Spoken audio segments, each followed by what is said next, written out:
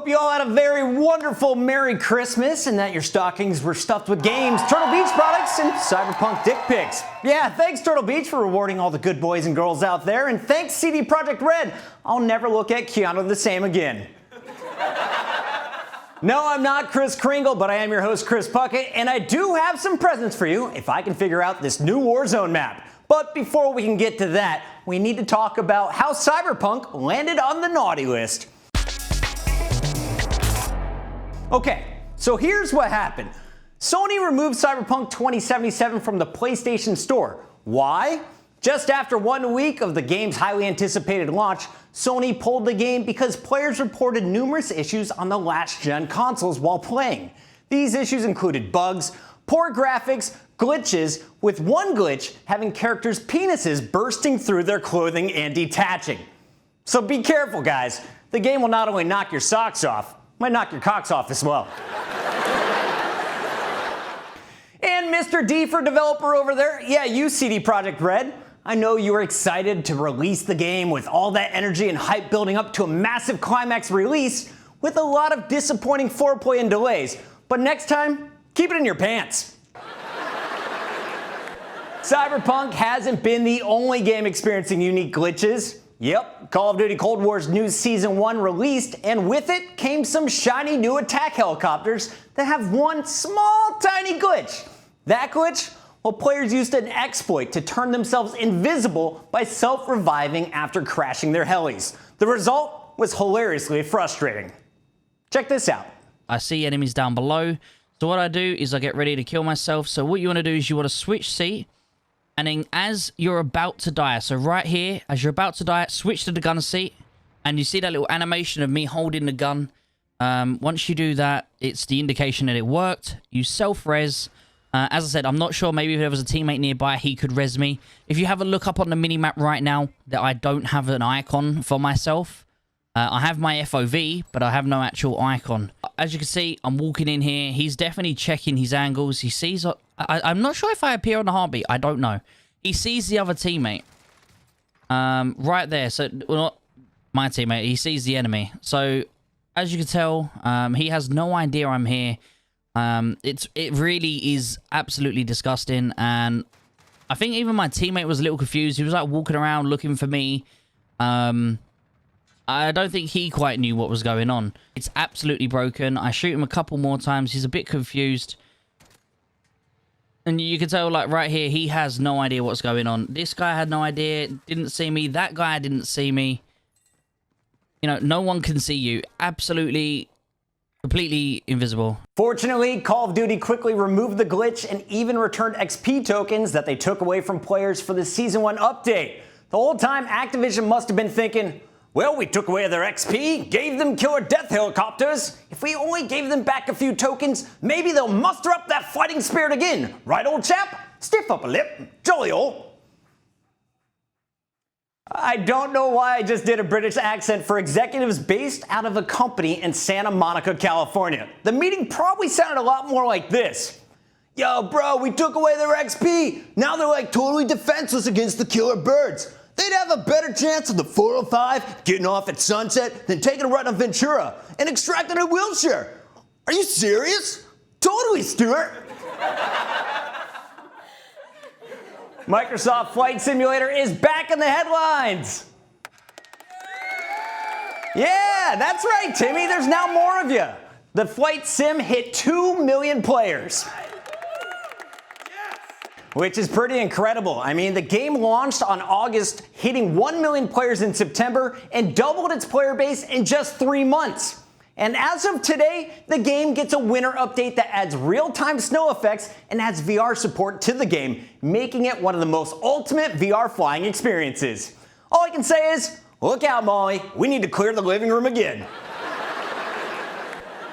Scandinavia, here we come, baby. And helping me fly to Norway and back in time for tonight's show is Turtle Beach. Seriously, thanks for hooking us up with the aviation headsets and for sponsoring tonight's show. We have a Super Bowl 50 world champion on the show tonight, the place kicker for the Denver Broncos. Give it up for Brandon McManus.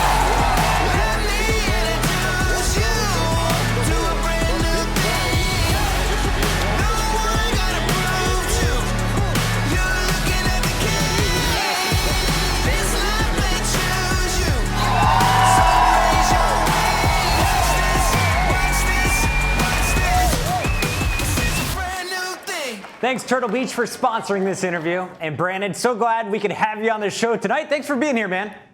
Thank you. I'm excited to be here, guys. So, Brandon, you have one of the best legs in the NFL, but your throwing arm, well, let's just say if you had a better haircut, you could be Uncle Rico's son. What was going on here?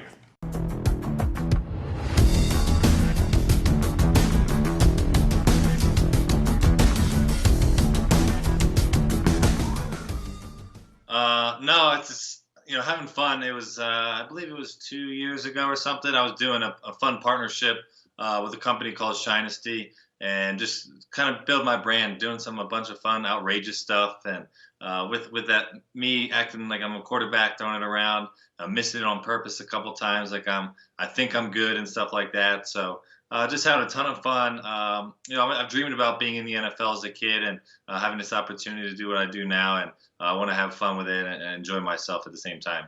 I love your Instagram, man. With all the QBs out, though, in Week 12, were you ready to be the next man up? I made my push for it with the coaches. I had all of their cell phone numbers that week on speed dial. But no, it was an unfortunate situation there with us in Denver. But I was really putting my hat in there. And during that game, I had my longest field goal in my career, 58 yards. And afterwards, I kind of celebrated like I was a quarterback. Did my drop back and throw too. So, love playing in the NFL. I grew up obviously playing quarterback too. Kind of as I wasn't great at quarterback. That's why I became a kicker. So it was would love at some point to get one snap or a fake field goal or something out there. I want to see it. I know our fans do too. And it doesn't matter if you missed in the video. You were missing in style. I mean, that playing card fur coat, it's totally baller, and it's just one of the many ensembles that you have showed off online. So were you always into fashion, even when you were back at Temple, or when did you become a fashionista? I wasn't. I liked kind of sometimes, but I wasn't all about it, because I'm all in now with it. But even in my first 2 years in the league, I dabbled here or there, but my suits still weren't great. My total outfits weren't great either. So it finally clicked, and man, I'm really passionate about this. Love every style that people bring, whether it's more of like sweatpants style, or some people call it hipsters with the folded up kind of beanie caps, or straight lapel suits and everything. I really will go from one end of the spectrum all the way to the other. Sometimes I've fallen in love with this woman's shirt, and then I've taken it to a tailor to tailor to me. That's what I wore 2 weeks ago when I had an all royal blue with a Jaguar cheetah dress shirt underneath it. So anything that I think would look good, I try to create an ensemble for it, and I kind of do it last minute. I purchase things that are random, and then last minute, right before I have to go on the plane or this or that, I just throw it together, and somehow, fortunate enough, it's worked out pretty well.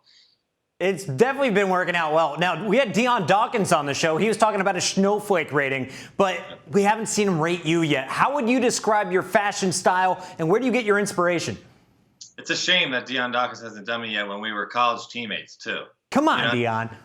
You'd think that he would do it, and if he doesn't give me, I think it's up to 5, I think, if I recall with him. Yep. I'm not a 5, then I'll have to remove his Christmas card this year or something, But no, he's great. I love his commentary on fashion too. Like I said, everyone's got these different styles, and I love watching these guys each and every week. And I try to pull things from each of them, because my style is everything. I want to be able to do everything. It's simply incredible. I absolutely love it. And 2021 is coming up. With that comes a new wardrobe budget for yours truly. So what would you do? What suggestions do you have to help level up these suits? No, I like the kind of texture navy you got there. I think that's a cool look. And especially a lot of people will be scared to put the black tie with the navy. So I'll give you props for that. It's not 1950s when it was tough to match, blue and black. So you could definitely do it now. But I think a splash of color every now and then. I have some royal suits. I have some red suits, some green and yellow. I would suggest yellow. I think that'll pop and be a good color coming up. Yellow and black, maybe mix it with some gray. I think would be a great look. Suits are great and all, but jewelry is where it's really at. So do you keep your 2016 Super Bowl ring stored safely in a vacuum-sealed vault like Tom Brady does? Or are you busting this rock out to complement your fashion attire? I wish I had a vault that had more rings like he does. That would be sweet. But no, I have it in a safe, in my house, and it. To be honest with you, it is big, and when you shake people's hands, when you meet people, that's usually when I bring it out for events or my friends' weddings. They want me to do it, so their family can see it, take photos with, and stuff like that. But it's pretty big and kind of a nuisance to wear at times. So I really don't wear it often, other than the events. So other than that, I keep it locked away in a safe, and I haven't probably looked at it in over a year with all these COVID events. So I haven't kind of shut everything down. Right, keep it safe. Well, I think you're a great guy for busting it out for the weddings. You're a good friend there. But tell me about the big game. We got to talk about it because you are always known as one of the biggest legs in the game and one of the most accurate kickers since your rookie year. But did you feel any extra pressure kicking in the most watched game of the century? Yeah, growing up wanting to play football and to be in that moment was so surreal, especially for my family. I think they enjoyed it more than I did, to be honest with you. But the one thing I always say, I get asked that question because, I still it was my sophomore year coming off a not so great rookie year, like you kind of mentioned there. And it was unique because it was on the West Coast. So when the Super Bowl starts up, it's based off of East Coast time, and the sun was out still. So I didn't really grasp the magnitude of the game, really. So I was able to kind of mentally psych myself out in the reverse way to help myself that it was just a normal game like it was, because during the warm-ups and everything in the original game where I kicked all my field goals in the first half, it was pretty sunny out. Now, when I came out at halftime and Beyonce and Coldplay were performing, I could see the theatrics that were going on. I said, wow, this is not like any other game. But fortunate enough, I had already been pretty comfortable in and sitting in kind of a nice routine. So I really wasn't nervous because I kind of had that unique experience of it was daylight, and I thought it was like almost every other game. Our executive producer, Travis, was a walk-on field goal kicker at USC back in the day when he was kicking for Pete Carroll. He had his own routine, but what is yours? How do you get yourself in the zone? I'm not superstitious. A lot of people think kickers might be, or quarterbacks, some people say, oh, do you wear the same underwear or something to the game? But no, each and every day is different.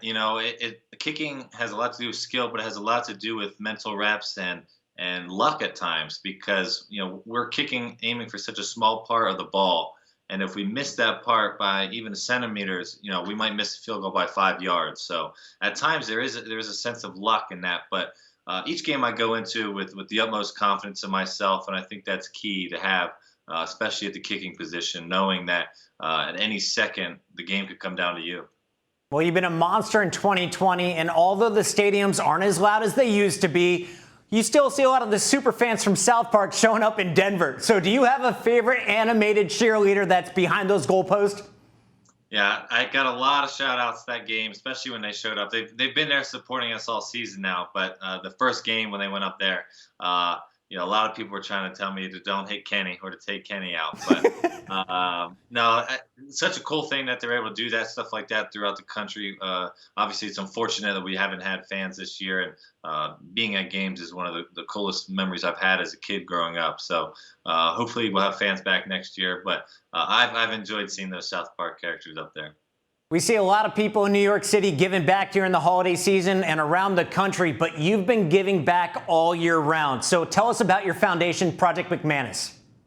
Yeah, so my foundation I started last year is called Project McManus, which benefits at-risk and disadvantaged youth here in Colorado, where I currently reside and play. And it revolves around food. Obviously, we talked about fashion earlier, but I'm a big foodie as well.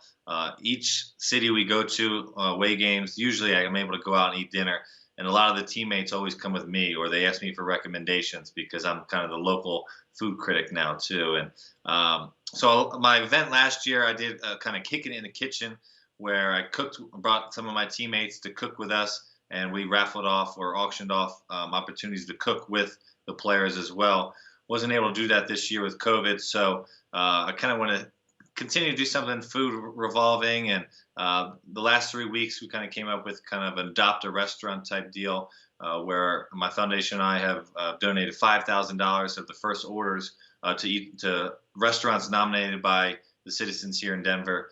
And it gives an opportunity for the restaurants to pay their workers and hopefully salvage their business as well as give an opportunity for people in need who can't afford meals during this tragic time to get some free meals as well. So we've done first 2 restaurants already, and we'll follow up our 3rd restaurant next Tuesday, the 29th. Dude, that's so awesome. I love the charity work you're doing, and I've been trying to convince my wife we need to get an apartment in Denver. If I do eventually move, where am I eating? My favorite restaurant is called Cho Lan.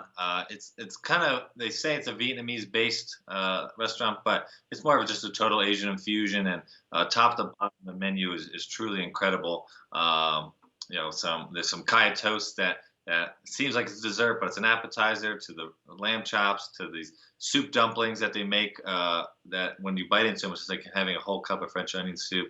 It's one of my favorite places. I need that. I need that right now. Well, this month, I saw your teammate, Von Miller. He was blowing up Twitch. He was gifting 100 subs to Nick Merck's chat. He was all over the place, and he ended up giving away 500 signed items on his stream. Are all of the Broncos gaming and streaming these days? I obviously, Twitch has blown up, and the streaming and gaming has continued to grow. And you know, like I said, a lot of these guys, like I did with my a couple years ago shooting that funny QB video, these guys are trying to build their brands and have passions outside of football as well, and just letting their fans kind of dive into more of their life, which is a unique and cool thing that these players are doing nowadays. And I've been fortunate enough to have been on Vaughn's stream a bunch of times, and I'm kind of like his host, almost like where you're interviewing me, I'm almost interviewing him for his stream. So, but gaming's been an awesome time to spend extra time with your teammates, and it's been a lot of fun to play with some of our fans as well. When you're playing with the fans and when you're playing with Vaughn, what's the game of choice? Right now, we're big into the Warzone. I know Vaughn plays Madden a lot as well. I don't stick to sports games as much. I like FIFA and I like NHL. To me, those are the 2 best sports games. But right now, we're playing a bunch of Call of Duty, Warzone, and everything, and trying to get good at it. You sound like me, man. You didn't name NBA 2K. You're on my good side. All right, so Brandon, we got to talk about Call of Duty. What's your favorite? How long you've been playing the shooters? Well, I've been playing shooters since grew up. Kind of my original game was on the original Nintendo was Duck Hunt. Okay. It's not a first-person shooter like Call of Duty is. It's a little different, but I grew up on that. Then I grew up on Nintendo 64. I was a huge fan. To me, my best game to this date still is Nintendo 64 Super Smash Brothers. I know they host the tournament for Smash Brothers, but they use the GameCube controllers. So I'm not skilled in that. But if I was able to somehow play with a Nintendo 64 controller, I feel like that is my best chance at gamer glory. Is that? And then Call of Duty, played Halo on the original Xbox, and I've been an Xbox guy after Nintendo 64 my whole life, and Halo to Call of Duty's the original Modern Warfare into now this Warzone. I love that. And have you had time to play much? I know you're in the middle of your season, so have you been able to play the new update in Call of Duty? Yeah, I've played at nighttime, and once I put the kids to bed, kind of certain nights that I might play, and when Vaughn asks me to stream and stuff like that, I always try to make time for that. And I've enjoyed the new update. The big Warzone, I have over 50-something wins, but it's not my style as well. I'm more of that action-packed guy. So this Rebirth Island has been huge for me. Already have 20-something plus wins in a couple days. It's much more for me in that action-pack. 20-plus wins in the last few weeks. Well, that is great news because that's exactly where we're headed. You ready to frag out? Let's do it. All right, man, grab your Turtle Beaches and get that good stretch in. It's game time. As always, thanks for sponsoring this gameplay, Turtle Beach. Now, Brandon, before we enter the game, I have to present you with our sponsor's official challenge for us, and here it is. The official Turtle Beach challenge this week is for you to stay alive long enough for me to drop in 5 times. No pressure here. No, but seriously, we have to beat up on the Christmas noobs and put a W through the uprights. You accept? I accept it. Let's do this. Easy stuff. If we succeed, then Turtle Beach releases promo codes for a 10% discount off all of their products, so we gotta win tonight. Brandon, it's time to game Rebirth Island. Let's get this first dub. I might go for the second chopper, boys. This one should be free. That one should be free. On the side? Okay.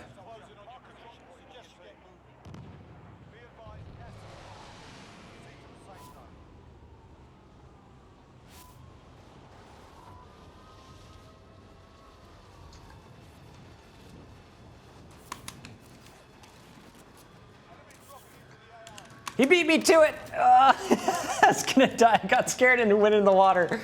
On the other side of construction here. All right.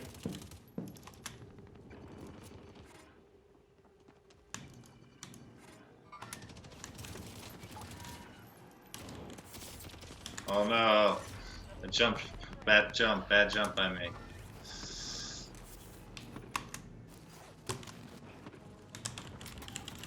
You can put the cluster over there on him.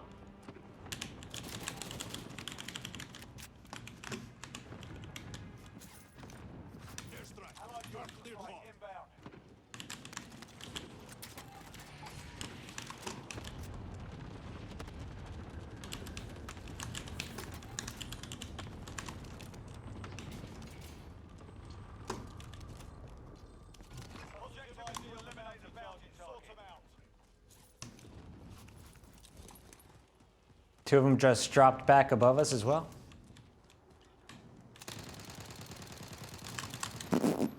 What is this thing?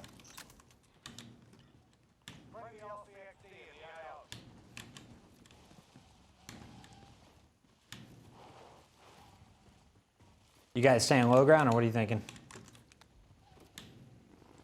Yeah, this guy's still here. Yeah, he is. All right. I got a dip. Running to you guys. What am I stuck on?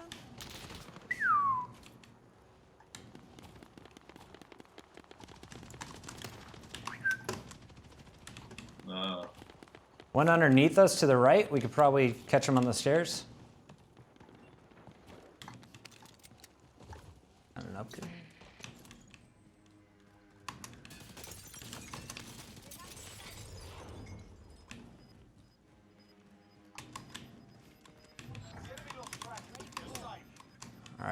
All right, we dodged the bounty.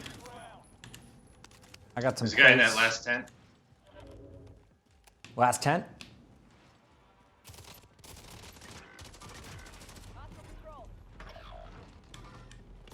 Nice. His buddy's here, Dave. Left side of the building. Got him. Yep, one right in there. Yep. Nice. What's the move, You boys? gotta go up there. All right, let's go up there. You going this way? You sneak attack them this way.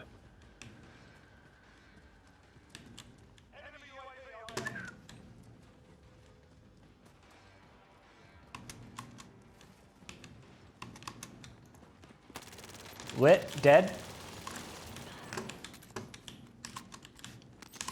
Oh. It might be above us. Coming up. I dipped outside for a second. Upstairs to the left. You guys got any grenades or anything? If not, I'll full send it. Yep, they're up here. Oh, no. That ain't good. It's an ambush attack. It's an ambush. They're waiting for us. There's a lot. There's a lot. Don't do it. There's three of them. Ambushing.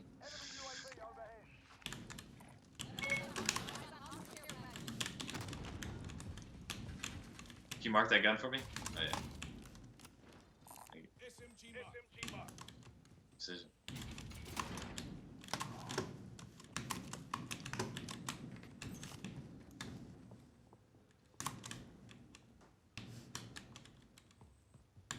Surprise, nerd! Let's go.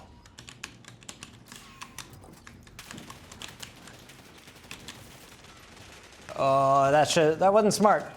There's one inside the little room to the right, and one straight back. Throwing stun. Throwing frag. Throwing frag. Yeah, all three are up there still, messing around. All right, so they're still in that same room you saw them in. They're all just playing different corners.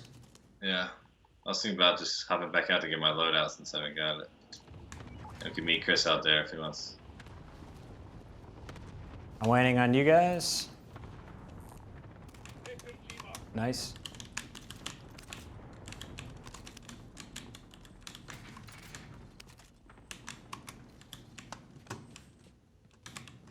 Yeah, I do need one. Thanks, buddy.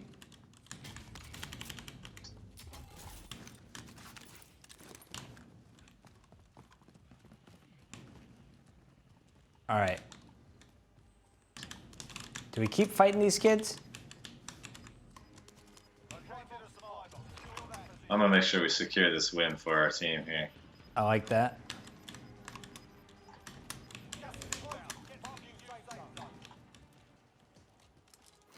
I'm up. I'm up top.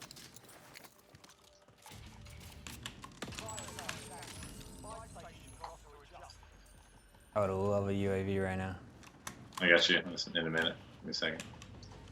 All right, they're up top here, Dave. I don't know how to ping him. He's broke. Shield There's broke. your UAV. Your UAV's coming up.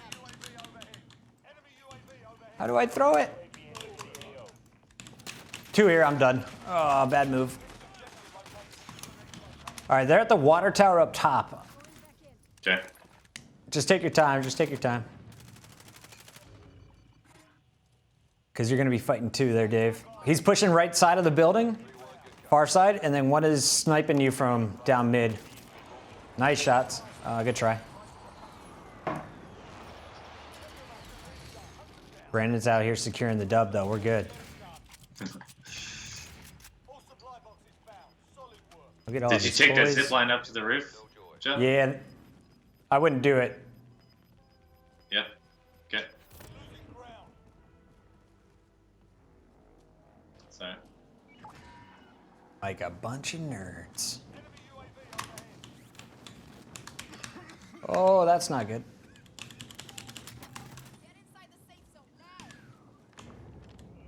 Remember that time I ran straight into the smoke? Oh my god, I'm an idiot. Oh, whew. Wow. Nice. It's still coming. No. I'm plating up and it's still coming in. Don't even come for me, boys. I'll see you in 20 seconds.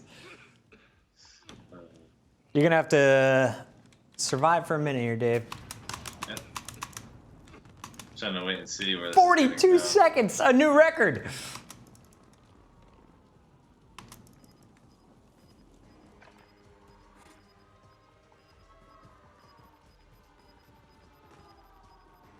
He's to your left, I thought.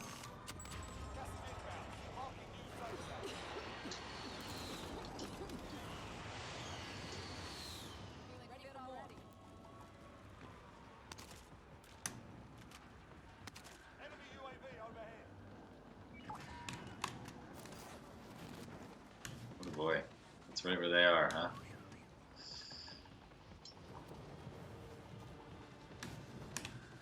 Yeah, I'm gonna precision to move them, and that way we could get height if you want.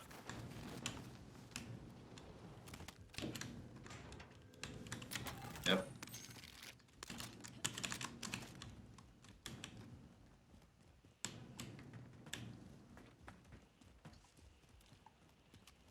I mean, honestly, if we kill anyone, we can take their guns. I guarantee they have it. Look at us, we're so sneaky. Oh, top right of the roof. We're good. Follow me. Follow me.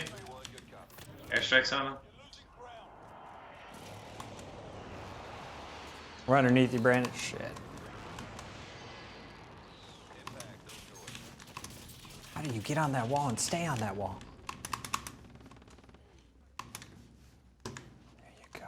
There you go. What? I just pulled a David. All right, we're gonna play low ground, Brandon. Sorry.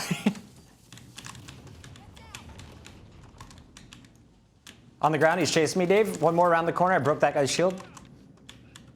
Oh, you guys aren't up probably. here. No, sorry. We're on floor underneath you. And the zone's pushing, and I gotta run.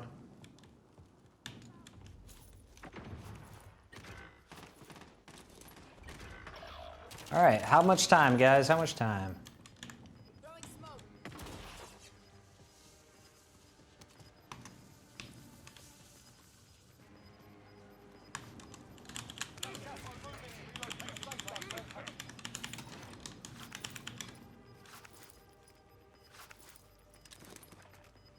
I got 30 bullets though, and 3 bullets. No, how did he kill me? I had a MAC 10. All right, I got the 30 bullets in a dream, boys. I was just looking for ammo. We're good. Go back then. Go back. And behind me. I thought they were all up top. He dropped. All right, guys. 4th place is about as good as we're going to get, I think, tonight. All right, well, Brandon, turns out we're worse than a bunch of preteens, but because it's the holidays, we're giving away the codes regardless. Consider this an act of kindness from Turtle Beach and the man behind the Project McManus. The code for this week is Brandon McManus. Make sure to use the code between now and the first Sunday in the new year, January 3rd, before the code expires. Turtle Beach, thanks as always for sponsoring the gameplay. And Brandon, we gunned down some noobs, but it's time now for Review and Rating. Brandon, it's time to talk about the new update for Call of Duty Warzone. What are your initial thoughts on Rebirth Island? I'm a big fan. It's action-packed. Obviously, if you just watched us play, a lot of action, quick action, and even if you're all about it, you have a chance to come back as long as one of your teammates is still alive. So I think it's a unique and a fun action-packed mode. Now, how does it compare to classic Warzone? I know everyone's used to the normal Battle Royale. What do you like? What don't you like? And what would you add, if anything? Yeah, no, obviously the classic will always be the classic, but the classic, like I said, is a little slower. This Rebirth Island, you have a lot of action to it, and so I'm a big fan of the Rebirth Island. And no, I think there's a lot of good things that the game has done, and have the opportunity where you're aggressive team or sit back team. Rebirth Island gives you the opportunity to get back in the game, whatever style you have. So I love everything about it. I love that. With that said, though, on a scale of 1 to 100, where do you score it and why? I'd give it a 91. I was born in 1991, and I think that's a good grade. I think it's a great game, a great feature. I'm just a big fan of it altogether. I think it's one of the great modes out there, and gives you an opportunity to be a little different map. So. Love that. B+. For me, this is the perfect mode for my ADD. I mean, the new smaller map is ideal for my running gun playstyle, and I love that there's still choppers to mow people down like I got chopped up. The best part of this new mode, though, is it's way more forgiving. As you saw, I used as many of my respawns as I possibly could, and it's perfect for parties of all different skill levels. On a scale to Verdansk to Mob of the Dead, I'd give it an Alcatraz, Brandon. It's pretty much the same thing, right? Yeah. Brandon, so much pleasure having you on the show tonight. Thanks for coming on, and thanks for being a great guest. Next time we have you on, though, I'll get us in matching pink Gucci jumpsuits or something else that you approve of. Love it. Look forward to your style for 2021. I love that. All right. Thank you so much. Take care. Happy New Year to you and the family. Thank you. Same to you. Ladies and gentlemen, please give it up one more time for the one and only Brandon McManus.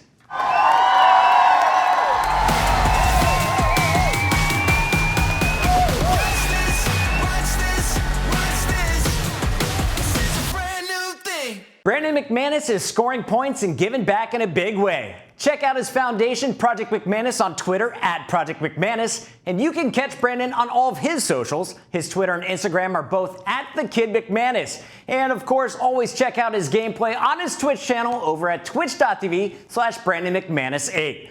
It's that time of the show for me to go home and play anything but Christmas carols. Seriously, Molly's been blasting Mariah Carey on Spotify since Thanksgiving, and I'm about to lose it, folks. Spotify doesn't have TV shows, but if it did, we'd be on there. And I'm just thinking of this show being on a podcast format. Yeah, that would never work. Can you imagine tuning in and hearing the sounds of gunshots, airstrikes, and zombies? You'd think, wow, this pandemic is really getting out of hand. For now, you're going to have to settle with YouTube, Twitch, and the 50-plus streaming channels we're already on. Gamers do what you millennials do best on your social media. That's right. I need you to like, comment, and share us on Twitter, Instagram, and Facebook, and go to thegamerhour.com website to see what we've got lined up for you in the new year. From Reuters Studio in Times Square, New York City, I'm Chris Puckett. Thanks for watching. Go unlock your Mac 10s, and I'll see you in 2021 on January 12th for a brand new episode with another world champion.